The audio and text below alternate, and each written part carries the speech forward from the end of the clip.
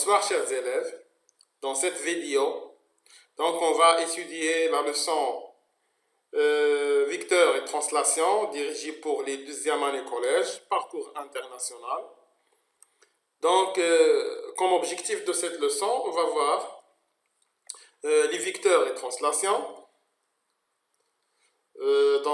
l'égalité de deux vecteurs, et dans la deuxième partie de cette présentation, on va voir la somme de deux vecteurs, c'est-à-dire la construction, comment construire deux vecteurs, donc bien la somme de deux vecteurs, ou bien comment construire un point à partir d'une somme de deux vecteurs. Donc on aura bien sûr trois cas dans ce cas-là. Voilà. Donc commençons d'abord par une définition de vecteur. Voilà. Donc un vecteur, ce n'est qu'un objet mathématique qui est caractérisé par trois caractéristiques. Donc pour dire un vecteur, on a besoin de présence de trois caractéristiques. Le premier caractéristique, c'est la direction. Donc, quand je dis la direction d'un vecteur, c'est tout simplement celle par la droite AB. Donc, tout simplement, une direction, c'est une droite. La direction, c'est une droite. Ou bien, les droites parallèles à cette droite. Donc, quand je dis la direction, la droite AB, donc, ici, il s'agit de la droite AB ou bien des droites parallèles à la droite AB, bien sûr. Deuxième caractéristique, c'est le sens. Donc, quand je dis le sens d'un point vers un autre. Donc, je vais traverser, par exemple, je vais traverser le parcours. Donc, si je veux traverser un parcours, donc je vais commencer par un point de départ vers un point d'arrivée. Donc, le sens, par exemple, je vais aller à Rabat. Donc, je suis dans une ville, par exemple, je suis à Salé, et je vais partir à Rabat. Donc, le sens de Salé à Rabat. Donc, le sens d'un point de départ vers un point d'arrivée. Et le dernier caractéristique, tout simplement, c'est la longueur, ou bien la distance. Donc, quand je dis la longueur, c'est la longueur de segment AB, bien sûr. Donc, c'est la distance entre le point de départ A et le point d'arrivée B. Voilà, on a donc le premier exemple ici. Donc, ici, j'ai un vecteur AB. Donc, cet vecteur AB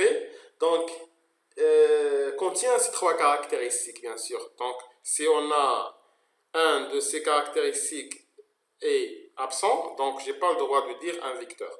Donc, la présence d'un vecteur est liée par ces trois caractéristiques. Voilà, donc ici j'ai un vecteur AB. Ce point-là, le point de départ, on l'appelle l'origine. Et ici, le point B, on l'appelle l'arrivée. Donc, c'est l'extrémité de vecteur. Donc, on va l'appeler le point d'arrivée. Donc, comme notation, un vecteur, on va la noter par AB, flèche au-dessus de ces deux lettres. Donc, AB flèche pour dessiner un vecteur. Donc, on dit que le vecteur AB est un vecteur allant d'un point A, c'est le point de départ, vers un point B, le point d'arrivée. Comme deuxième exemple, dans cet exemple, un vecteur, on peut la noter par un seul lettre. Donc, je mets par exemple U, flèche, P, flèche, W, flèche, V, flèche. Donc, un vecteur, on peut la noter par un seul lettre, en mettant bien sûr un flèche au-dessus de ce lettre. Voilà. Donc, ici, j'ai le point de départ, le point d'origine, et ici j'ai le point d'arrivée. Donc, comme remarque, la longueur d'un vecteur AP, on peut l'appeler la norme, tout simplement, du vecteur AP. Donc, la longueur de vecteur AP, on peut l'appeler tout simplement la norme, ou bien la distance. Et qu'on note AP, on met donc ce symbole-là, on met AB entre ces deux symboles, bien sûr. Des traits verticaux. Donc ici, j'ai un vecteur, donc n'est pas fixe. un vecteur n'est pas fixe, donc je peux dessiner un vecteur dans n'importe quelle place dans le plan. Donc je peux la dessiner ici, comme je peux la dessiner ici, je peux la dessiner aussi ici. Donc on dit que le vecteur n'est pas fixe.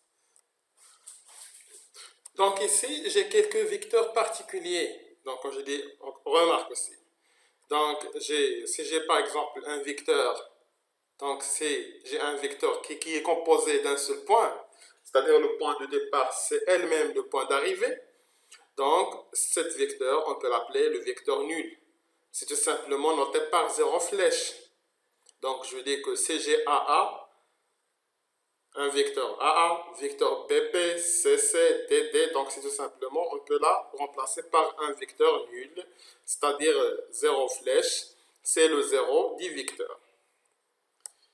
Donc je mets AA ou bien 0 flèche. Le vecteur BA, donc ici si j'ai un vecteur BA, donc si j'ai permuté le point A avec le point B, je vais obtenir un autre vecteur qu'on appelle le vecteur opposé de AB. Donc BA est l'opposé de AB. Un vecteur BA, c'est tout simplement l'opposé de AB. Et on note, donc cette propriété elle est importante. Donc BA égale à moins AB. Donc j'ai ici une égalité. BA égale à moins AB. C'est-à-dire si je permute l'origine avec l'extrémité, donc si je change les places de ces deux points, un signe moins va apparaître. Donc c'est tout simplement, si j'ai ici le vecteur AB, donc le vecteur BA, donc allons de B vers A. Très bien, donc je dis que BA ou moins AB, c'est tout simplement, c'est l'opposé de vecteur AB. Donc deux vecteurs opposés, ce sont deux vecteurs qui ont même direction, même longueur, c'est-à-dire même distance, mais ils ont deux sens contraires. Donc le sens de A vers B, c'est le sens contraire de B vers A. Donc ici j'ai l'autre définition concernant l'égalité de deux vecteurs. Donc je dis que deux vecteurs sont égaux. Ceci va signifier que ces deux vecteurs, ils ont les mêmes caractéristiques, même direction, même sens et même longueur. Donc, autrement dit, deux vecteurs sont égaux si et seulement si ils ont les mêmes caractéristiques. Voilà. Donc, comme remarque, on peut construire deux vecteurs égaux en utilisant la construction d'un parallélogramme. Donc, parce que dans un parallélogramme, j'ai deux droites, ou bien j'ai deux côtés opposés qui sont parallèles et ils ont même des mêmes longueurs ou bien même distance. Donc, car les côtés opposés d'un parallélogramme, ce sont deux droites. Donc, ce sont simplement parallèles et ils ont les mêmes longueurs. Voilà. Donc ici, si j'ai par exemple ABCD, un parallélogramme, ABCD, donc il faut ici respecter l'ordre, c'est-à-dire la nomination de parallélogramme doit suivre l'ordre, ou bien des aiguilles d'une montre, donc, ou bien le sens contraire. Donc A, B, C, D, et non A, B, C, D, non A, B, D, C. Donc c'est A, B, C, D, donc il faut respecter l'ordre de nomination. Donc dans ce parallélogramme, donc le vecteur AB égale le vecteur DC. Et aussi on a ici donc le vecteur AD égale le vecteur BC. Voilà. Donc, ici, est-ce que les deux vecteurs, par exemple, AB et AD, est-ce qu'ils sont égaux? Non, tout simplement, ne sont pas égaux parce qu'ils n'ont pas les mêmes caractéristiques. Donc ici, j'ai la droite AB et la droite AD, ce sont deux droites séquentes en A, c'est-à-dire ne sont pas parallèles, donc ils n'ont pas même direction. Car deux droites, elles sont parallèles, c'est-à-dire elles ont les mêmes directions. Mais ici, je n'ai pas le parallélisme, c'est-à-dire je n'ai pas les mêmes directions. Donc, une caractéristique ici qui est absente, alors les deux vecteurs ne sont pas égaux. Donc, AB est différent de vecteur AB. Donc, comme propriété importante ici, donc si ABCD est un parallélogramme, si ABCD un parallélogramme, alors le vecteur AB égale à le vecteur DC et non CD. Donc il faut faire attention ici. AB égale à DC et non CD. Donc le vecteur d'origine A et d'extrémité B égale à le vecteur d'origine D et d'extrémité C. Ou bien inversement, donc si AB égale à DC, donc ici il faut noter bien, alors le quadrilatère AB, C, D, donc non DC, il faut sauter le D ici. Donc AB, CD est un parallélogramme. Donc parce que la nomination elle est importante, donc il faut respecter l'ordre, on a dit, des aiguilles d'une montre. Voilà. Donc, on va faire un petit exercice pour bien comprendre les propriétés. Donc, ici, dans chaque cas, construire le représentant du vecteur U d'origine A. Donc, quand je dis le représentant du vecteur U, c'est-à-dire un vecteur qui égale le vecteur U, mais qui a comme origine le point A. Donc, dans ce premier cas, on a ici, par exemple, un vecteur U et ici, un point A ailleurs, donc, qui n'appartient pas à la droite, support de U. Voilà. Donc, dans ce cas-là, pour construire ce point, donc ce vecteur, c'est-à-dire, ils doivent avoir, donc ces deux vecteurs doivent avoir les mêmes caractéristiques, c'est-à-dire même direction, même sens, donc le sens de point d'origine vers le point d'arrivée ici, c'est le sens le même de point A vers un point B, et aussi même longueur, c'est-à-dire il faut mesurer la distance ou bien la norme de vecteur U pour mesurer ici la distance entre le point A et un point B. Donc, ou bien on peut donc utiliser le compas tout simplement. On peut donc profiter de la construction d'un parallélogramme. Donc, je vais mesurer la norme de U, la longueur de U. Je mets le pointu de compas ici dans le point A et je mesure la distance. Et de la même chose, donc je vais mesurer la distance entre ce point d'origine et le point d'origine A. Je mets le pointu, donc c'est dans l'arrivée de U. Et je mesure la distance et j'obtiens intersection de deux arcs qui détermine le point A. Donc ici j'ai le point A, le point B, pardon. Voilà.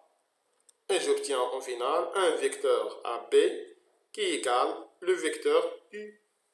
Donc j'ai ici égalité de deux vecteurs. AB et U se sont égaux. Deuxième cas, si j'ai par exemple le point A appartient à la droite support de U. Donc dans ce cas-là, donc les deux vecteurs donc inclus dans la même droite. Voilà, donc cette direction. Je vais mesurer la longueur du vecteur U, je mets le pointu ici et je mesure la distance pour avoir un point B ici. Donc j'aurai au final un vecteur U qui égale le vecteur AB. Voilà. C'est bien. Donc comme propriété, c'est la propriété de milieu, donc c'est une propriété importante.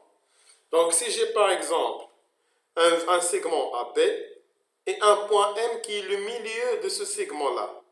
Voilà.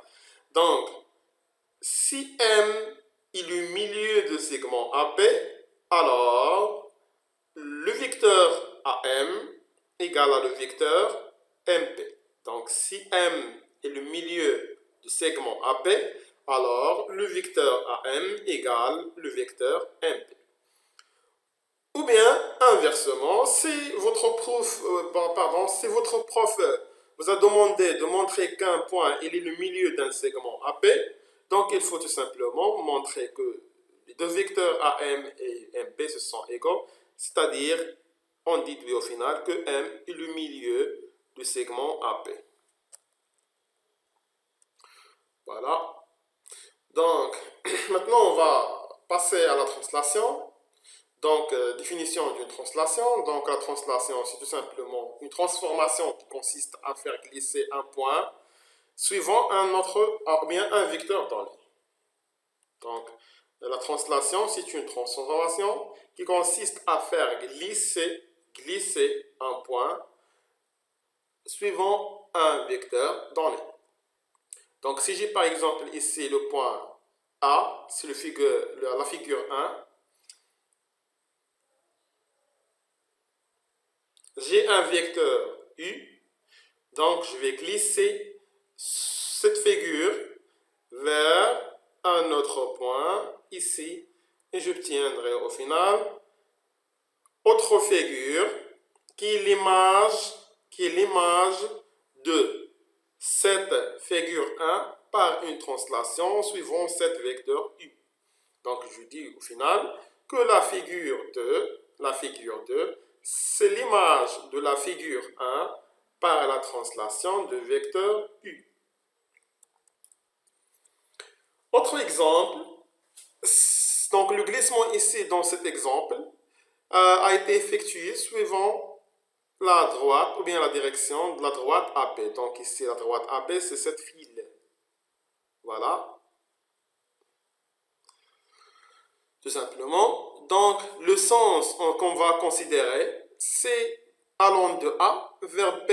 Donc je vais aller d'un point A vers l'autre point B. Que l'on indique par la flèche d'une longueur AB. Donc la distance ici traversée, c'est la distance AB, la distance entre les deux points A et B.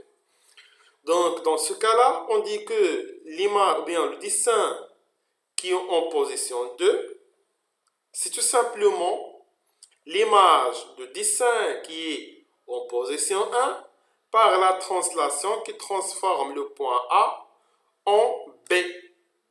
Donc, l'image, ou bien le dessin en position 2, c'est l'image du dessin en position 1 par la translation qui transforme A en B.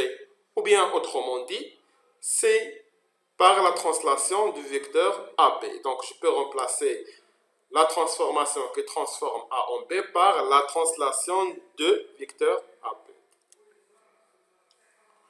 Donc, définition aussi donc, de la translation. Autre définition.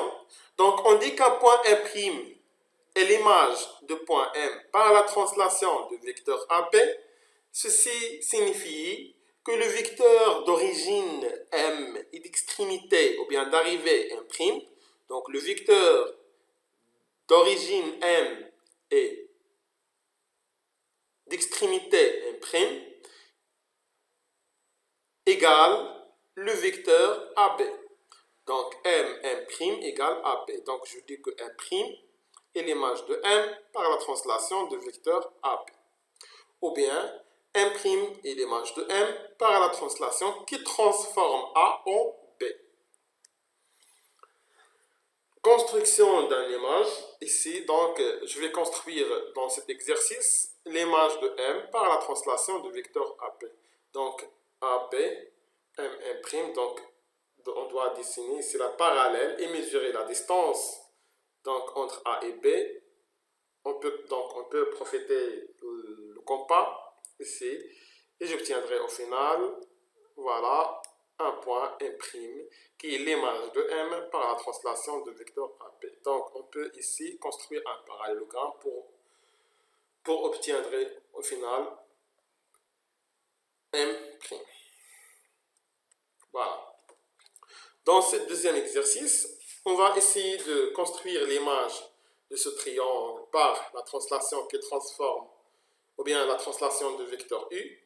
Mais ici, donc, on va profiter les carreaux. Donc, on va utiliser les carreaux. Voilà. Donc, ici, pour dessiner tout simplement l'image de ce triangle, donc on va ici profiter de construire l'image de chaque point parmi ces points qui forment ce triangle. Donc, ici, la translation de vecteur U, donc le vecteur U, donc, est tout simplement pour aller de ce point de départ vers ce point d'arrivée. Donc, je vais traverser ici, suivant horizontalement, suivant les carreaux à droite. Je vais donc aller donc, de 6 carreaux. Et suivant donc verticalement en haut, donc je vais traverser 4 carreaux. Voilà, en haut. C'est-à-dire, pour construire ici l'image de A', donc je vais suivre les mêmes démarches de la construction de vecteur U. Donc ici, je vais suivre de 6 carreaux à droite, puis de 4 carreaux en haut, pour obtenir au final le point A', qui est l'image de A', qui est l'image de A par la translation de vecteur U. Donc de la même chose, pour construire le point B', voilà, et pour construire le point C', voilà, et on obtiendrait au final un triangle A'B'C', qui est tout simplement l'image de ce triangle ABC par la translation de vecteur U. Voilà. Donc, on peut dire que ces deux triangles A', B' et C', A, B et C, donc on peut remarquer qu'ils ont les mêmes R, même surface. Ou bien, on peut dire que l'image d'une figure par une translation, c'est une figure superposable. Donc ici, on a propriété. Voilà. La translation transforme une figure en une figure superposable. Ou bien, on peut dire que la translation conserve les distances. Donc, conserve les distances. On peut remarquer ici qu'on a le segment A', B'. Donc, ici, on a 3 carreaux. C'est l'image du segment AB. Aussi, ici, on a 3 carreaux. Donc, on peut remarquer que A', B' égale à AB. Donc, on peut dire que la translation conserve les distances. Et la même chose pour B', C', BC et A'C' et AC. Voilà. On peut dire que la translation conserve l'alignement des points, conserve le parallélisme et l'orthogonalité des droites, conserve les mesures d'angle. Donc, par exemple, ici j'ai un angle droit dans l'angle A'B', C', qui est l'image de ABC, et aussi ici j'ai un angle droit. Voilà. On peut dire que conserve les milieux de segments, conserve les aires et les périmètres. Donc, la translation conserve les figures, tout simplement. Donc, en résumé, les phrases suivantes sont équivalentes et ils veulent dire la même chose. Donc, quand je dis AB égale à CD, c'est-à-dire que le quadrilatère AB, donc ici, il faut sauter C. ABDC, un parallélogramme. ABDC, un parallélogramme. Ou bien on peut dire que D, c'est l'image de C par la translation qui transforme A en B. Ou bien D, c'est l'image de C par la translation de vecteur AB. Donc, ces phrases sont équivalentes, donc veulent dire la même chose. Voilà, maintenant on va passer à la deuxième partie de cette leçon concernant la somme de deux vecteurs. Donc la somme de deux vecteurs, dans la première chose qu'on va voir, c'est tout simplement la somme de deux vecteurs, donc la somme de deux vecteurs dont l'arrivée de premier des vecteurs, c'est tout simplement l'origine du deuxième vecteur. Donc, ce sont deux vecteurs qui se suivent. Voilà. Donc, ABC étant 3 points de plan, donc on dit que la composée de la translation de vecteur AB suivie de la translation de vecteur BC, c'est tout simplement la translation de vecteur AC. On dit que le vecteur AC, c'est tout simplement est la somme des vecteurs AB et BC.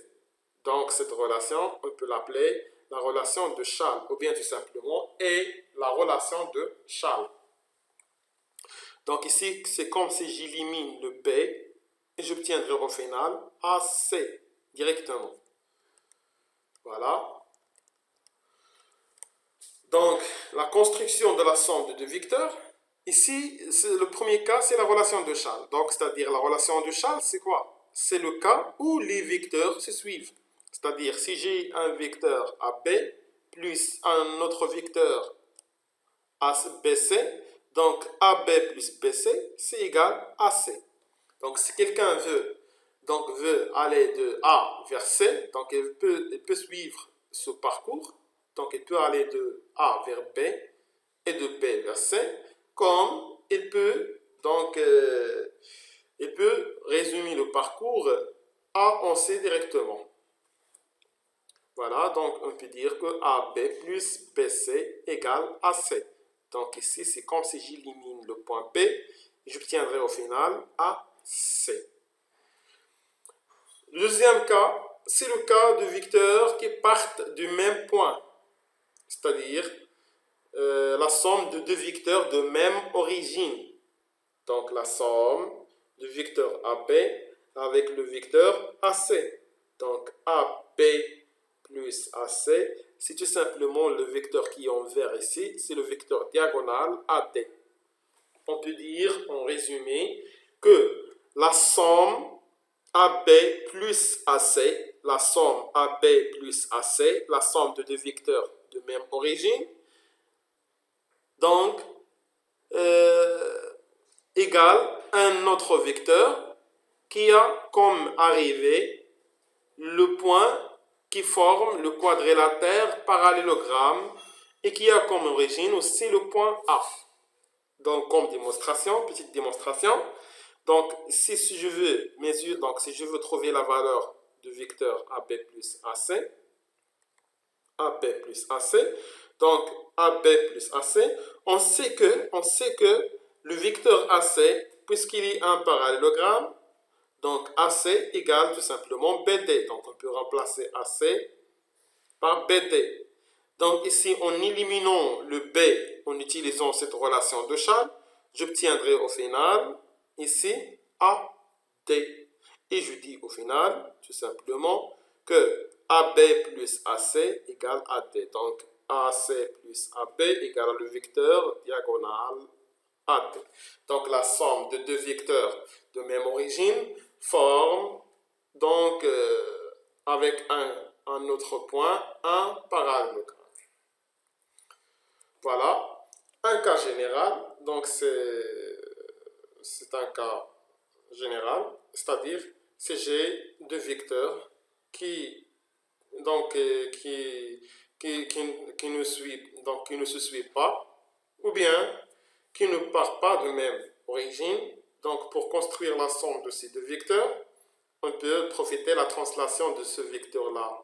Donc, je peux faire la translation de ce vecteur ici. Voilà, donc ce vecteur V égale ce vecteur V.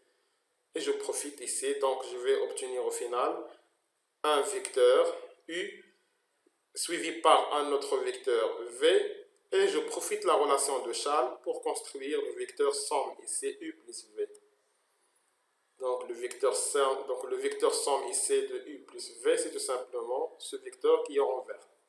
Donc en utilisant la construction du parallélogramme, on retrouve le cas A ou le cas B. Voilà, donc j'espère que vous avez bien compris. À autre vidéo, Inch'Allah.